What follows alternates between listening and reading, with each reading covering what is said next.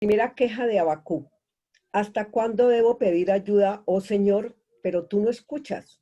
Hay violencia por todas partes. Clamo, pero tú no vienes a salvar. ¿Tendré siempre que ver estas maldades? ¿Por qué debo mirar tanta miseria? Donde quiera que mire, veo destrucción, veo violencia y estoy rodeado de gente que le encanta discutir, que le encanta pelear. La ley se ha estancado y no hay justicia en los tribunales. Los perversos suman más que los justos, de manera que la justicia se ha corrompido. Es la queja que elevaba el profeta Habacuc ante Dios.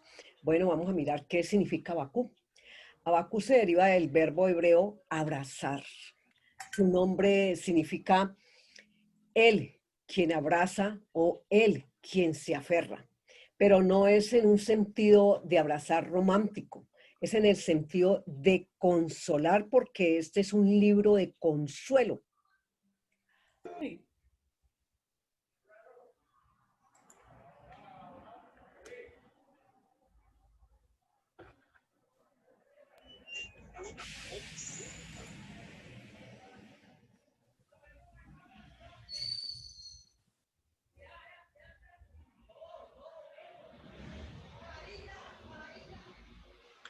¿Sí me oyen? Ya, sí ¿Ya me señora, oyen? ya. Ah, bueno, gracias. Entonces vemos aquí que el profeta eh, le habla a Dios.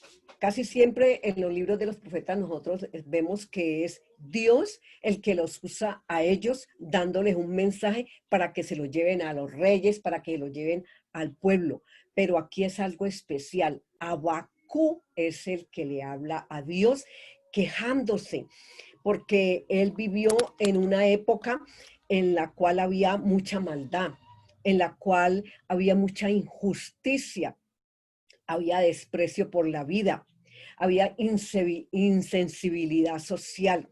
¿Será que esto no será lo mismo que estamos viviendo ahora? Y él viviendo y esa situación, viendo cómo las personas sufrían, él decía que Dios no veía nada, que Dios estaba callado. Y a veces de pronto, ¿cuántas veces ustedes no se han sentido así cuando en un momento dado tienen una aflicción, oran, le piden a Dios y nada pasa? Y como que Dios no responde, se sienten como que Dios las ha olvidado, pero no. Vamos a sacar de estos 3 capítulos, porque son 3 capítulos, unas reflexiones. La primera reflexión es: Dios no nos ha olvidado. Dios todo lo ve. Algunos piensan que Dios no los escucha. Y vemos en los medios de comunicación cómo ellos manifiestan en las calles clamando por justicia. Queremos justicia, ya no soportamos más. Mire las masacres que se están haciendo. En estas 2 últimas semanas, no solamente es la pandemia, el miedo porque tenemos una sentencia de muerte con este COVID-19, sino que ahora a eso se suma la violencia, Dios mío, en este país. Esa violencia se ha recrudecido, donde personas inocentes, personas hasta jóvenes, es con los jóvenes que están tocando, con los hijos de las familias. Y por eso vemos que ya el pueblo está lleno de maldad, hay mucha insensibilidad, hay mucha corrupción en las mismas cortes, incluso en los medios de comunicación. Estamos viendo ahora que aparece ya denunciándose el cartel de la toga. No estoy haciendo política, no estoy juzgando a nadie, pero estoy tomando en cuenta lo que el mismo profeta denunciaba ante Dios, lo que estaba pasando. Hay deshonestidad, la justicia no se practica. Inclusive él mismo dice que llega al colmo, en el versículo 4 del capítulo 1, que la justicia se ha corrompido. Pero mire qué está pasando en nosotros, mire qué paradoja.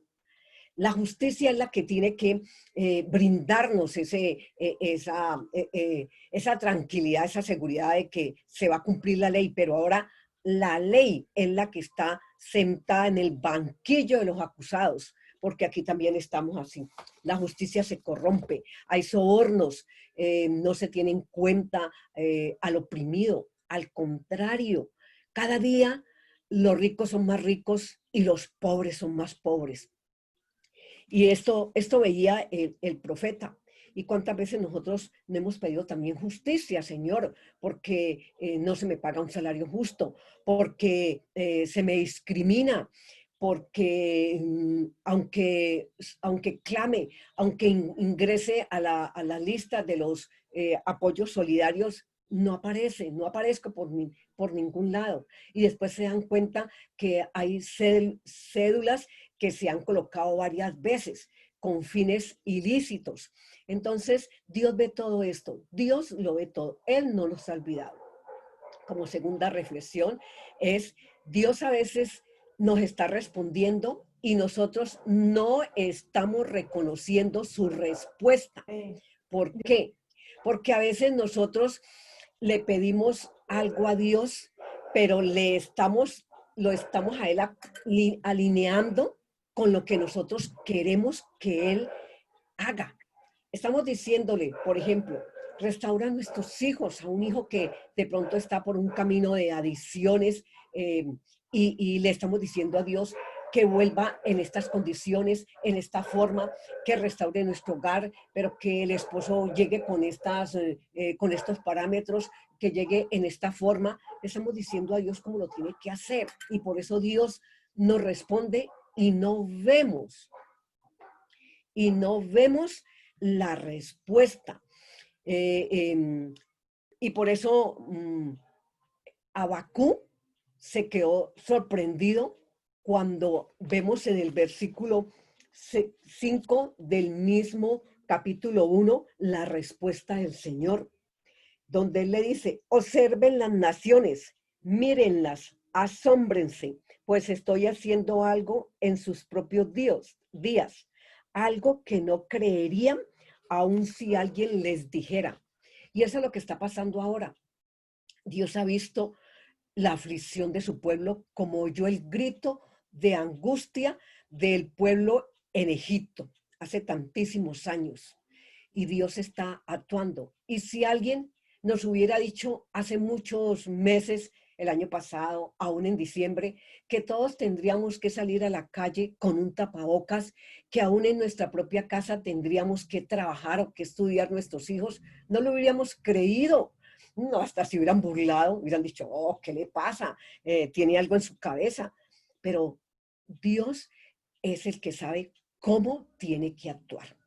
Y nosotros a veces esa respuesta no la entendemos porque le ponemos a Dios la forma, le decimos cómo es que queremos que Él nos responda. Y no es de la forma que nosotros queremos, es a la manera de Dios. En el curso que estamos haciendo los lunes con el pastor Isaí, hemos entendido. Es a la manera de Dios. No es como nosotros queremos. Y eso le estaba pasando a Abacú. Y cuando Dios le dijo cómo lo iba a hacer, se aterró, se sorprendió. ¿Cómo así? ¿Vas a usar a un pueblo caldeo, o se le llamaba también los babilonios, que son peores, más crueles, para disciplinar a tu pueblo? Pero Dios hace como Él sabe porque Él es soberano. Él nunca ha propiciado lo que está pasando, pero lo ha permitido, que es otra cosa, porque nos está tratando. Porque allí en medio de eso, muchas familias habían clamado de pronto porque sus esposos se habían vuelto muy tranquilos con la responsabilidad. Terminan su trabajo, su semana o su quincena y se van a distraer con sus amigos, no ayudan en la casa, los hijos salen de estudiar, inventan muchas excusas, se reúnen con sus amigos, la madre trabaja y tiene que en la casa empezar las actividades y son dos trabajos, el de afuera, el que hacía en la oficina y el trabajo de las actividades de la casa. Entonces, ¿qué pasó con esta nueva situación que estamos viviendo? Nos obligó a mirar al interior de nuestra casa, a nuestras parejas, a nuestros cónyuges, a nuestra familia, a las personas con las que quedamos en este momento encerrados allí en ese lugar. Desde marzo hasta mayo, que fue esa cuarentena fuerte, estricta, donde no podíamos salir, donde quedamos, ¿qué pasó? De un momento a otro nos levantamos y es como un sueño, no podíamos ni siquiera entender. Pero allí a través de esto muchas familias empezaron a mirar hacia ellos. Ya se trasladó allí una nueva normalidad de vivir. Llegaron a convenios, a acuerdos, lo que tanto habían pedido. Ahora ya están ayudando en la casa, ya el esposo no se queda en la calle, ya el hijo no va a ir a buscar a los amigos. Y es que Dios volvió otra vez la familia al nuevo diseño cuando creó a Adán, a Eva, a los hijos allí en todo el paraíso. Entonces se vieron obligados otra vez a estar todos juntos, porque es que la familia se está volviendo disfuncional. El esposo por un lado, la esposa por otro lado, trabajaban y cada uno se iban a sus recreaciones y los hijos se iban también con sus amigos. Y otra reflexión también que nosotros podemos encontrar aquí es que ya llegó un momento en que tuvimos que estar todos juntos y volver a mirar las necesidades de cada uno, volvernos a una nueva normalidad, que es que de la casa se trabaja la mayoría de los casos, que de ahí se estudia, que se han abierto espacios para la recreación, que todas las actividades se tienen que hacer en conjunto. Entonces Dios a muchas personas les ha estado respondiendo esa respuesta y no las han visto. ¿Por qué? Porque quieren como, habían querido como ellos los que lo habían dicho. Por eso Dios le dijo al profeta que escribiera esa visión en el capítulo 2. Por el tiempo no podemos leer más versículos, pero léanse esos 3 capítulos, porque es un libro de mucho consuelo. En medio de toda esa aflicción, el profeta se quejaba y le decía a Dios que no estaba haciendo nada, pero Dios está actuando. Y miren, llegó el momento en que él actuó, aunque a veces pareciera que la respuesta no se ve, que se va a demorar, se escribe la visión. En el tiempo en que le dijo que escribía la visión no había la tecnología, no había las revistas, no había tanta forma de buscar una lámina. Ahora la podemos colocar la familia, si es la familia la que queremos, si es el hijo estudiando, lo colocamos para poder ver y para poder apoyarnos en eso y que nuestra fe crezca. Para algunos, la fe se le acabó con esta situación. Para otros ha sido el comienzo de un nuevo despertar en su espiritualidad. Porque antes íbamos a la iglesia en ubicada de cemento, en un sitio donde nos reuníamos todos, pero ahora la iglesia se trasladó a la casa. Allí está la iglesia, porque el padre, la madre, cabeza de hogar, él es el sacerdote, él es el que tiene que levantar el altar en medio de esa familia. Es nueva oportunidad que Dios nos está dando porque vendrán cosas terribles, cosas que si nos dicen como leíamos ahora ni los vamos a imaginar. Ahí Dios levantó en un momento dado a través de hace muchos años pastores, pastoras, sacerdotes, líderes diferentes en comunidades eclesiales, pero todo seguía igual, se llevaba la palabra, se oraba, se estaba allí en ese tiempo de comunión con Dios, pero luego veíamos que se salía las iglesias llenas, pero la sociedad seguía lo mismo. Había enemistades, había odios, se tomaban la justicia por sus propias manos, se seguían en el mundo. Y ya sabemos que en Santiago 4 el Señor dice que el que tiene amistad con el mundo es porque se ha hecho enemigo de Dios. En primera de Juan 2, 15, 17, el Señor también ahí nos habla. Un día este mundo va a pasar y todas sus deleites. Se acabó el fútbol, se acabaron los espectáculos, los conciertos, el cine, los gimnasios, el spa, todo sitio de diversión, tanto para los padres como para los hijos. Ahora, ¿qué tenemos que hacer? Es reunirnos todos en nuestra casa, en nuestra familia, volver a una nueva normalidad, volvernos a mirar a nuestro interior. Esa es la verdadera iglesia, esa es la verdadera comunión de los santos, de volver a ser diferente a lo que el mundo nos estaba llevando, porque nos estamos dejando atraer por ellos. Por eso él le dijo que escribiera esa visión. Y el Señor le habla de que el justo es por la fe es que vive. Cuando Martín Lutero leyó en Romanos esta frase, el justo por la fe vivirá, se le abrió un panorama diferente. Es como si hubiera habido un fuego en su interior. Es por la fe, no por las circunstancias, no por los comentarios de los medios de comunicación, no es por los razonamientos de los sabios, sino es por la fe. No importa lo que diga la radiografía, no importa lo que el mundo esté diciendo, que va a haber una nueva diferente forma de vivir. Es por la fe que nosotros vivimos, es creer que Dios es omnisciente y todo lo sabe, omnipresente y en toda parte está. Él es omnipotente, Él puede hacerlo y no importa lo que esté pasando, Dios es el que nos protege. Y aún aquellos a los cuales hemos perdido a nuestros seres queridos en esta situación, Dios tiene un propósito también en cada caso. Aún ahí en medio del duelo, en medio del dolor, porque ha sido muy duro con la situación en mi casa, de que somos 9 hermanos y fue el 7º hermano. Jamás pensamos que los menores era el que Dios iba a llamar. Mi madre tiene 90 años y todavía está, aun con sus problemas que tiene mentales. Pero mire que Dios hace todo perfecto. Nos cuesta entender, pero es solamente por fe solamente esperar que Dios actúe y confiar en Él, no adelantarnos, no tomar decisiones acaloradas, sin tener en cuenta que Dios sí nos está viendo, que Dios sí está allí. Hay dos formas de ver las cosas, o vivir por la fe o ser un incrédulo y ceñirse por los razonamientos del mundo. Usted verá en cuál de estas dos actitudes va a encajar. O sigue creyendo en Dios, teniendo fe en Él, o se va a seguir por los lineamientos que hoy en adelante el mundo va a imponer.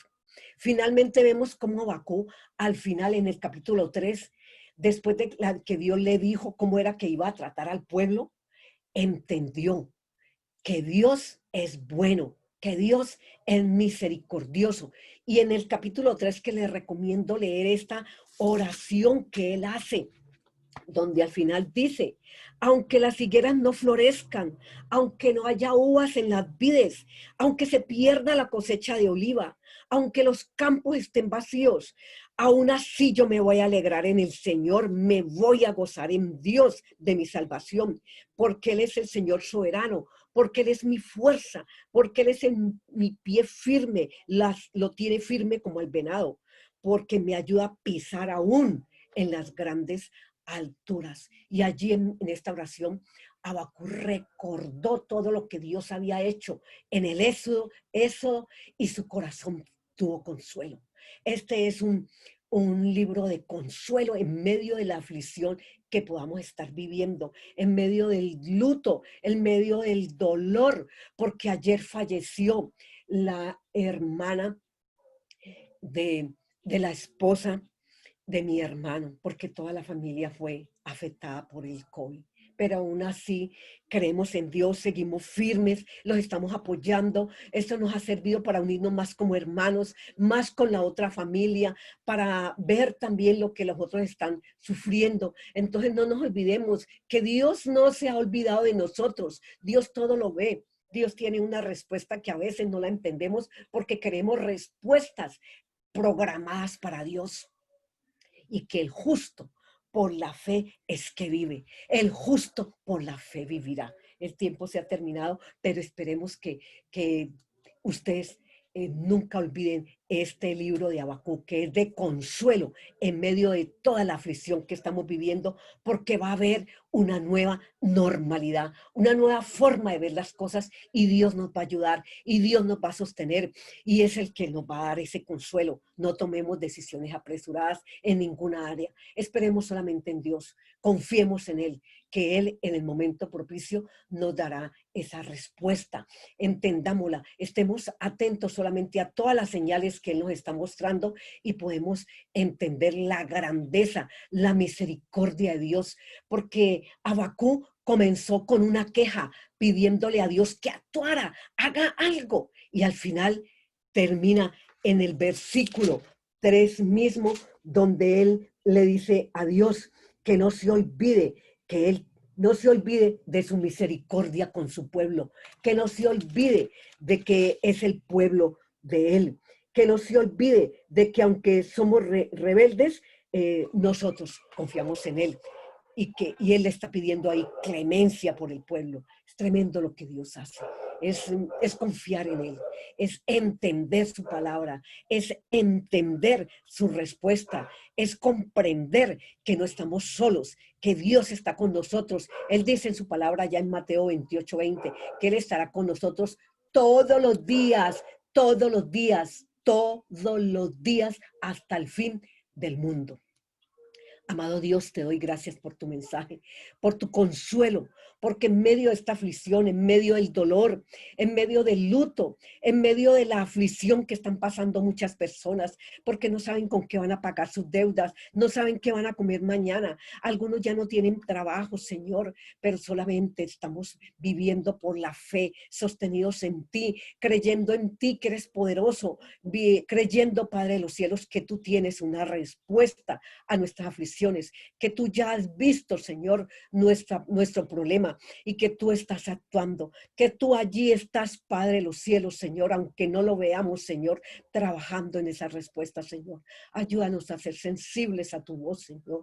Ayúdanos a hacer a todos como Habacuc, Señor, que al final pudimos entender la grandeza de tu amor, que tú tienes misericordia a millares, porque esa misericordia te sobra, porque esa misericordia es para todos, porque no importa lo que digan los demás, no importa lo que diga el mundo, creemos solamente es en ti, Señor. Gracias, Padre Santo, Señor, por permitirnos estar aquí reunidos, por continuar aquí en este lugar, Señor, por seguir, Padre de los cielos, Señor, Dios mío, aún, Padre Santo, recordando ese mensaje, que lo recordaremos por siempre. Gracias en el nombre de Jesús. Amén.